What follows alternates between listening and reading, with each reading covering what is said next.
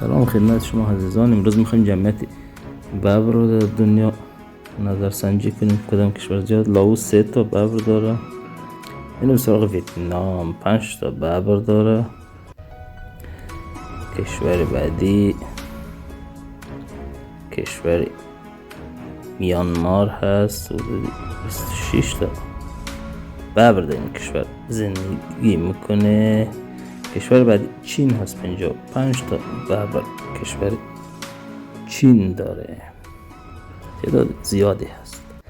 کشور بعدی بوتان هست، حدود 100 تا ببر در این کشور زندگی میکنه. و کشور بعدی هم نیپال هست، حدود 200 تا ببر در این کشور زندگی میکنه.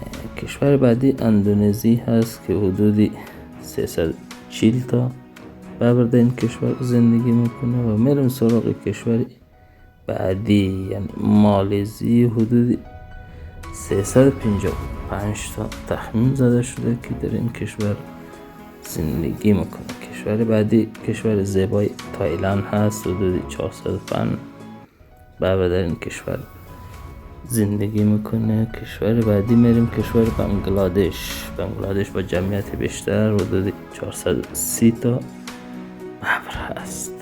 و کشور بعدی کشور روسیه هست، حدود 750 تا ببر در این کشور زندگی میکنه. حدود زیادی هم نیست. کشور روسیه میدونید کشور بزرگ هست. کشور هندوستان با جمعیت بیشتر است.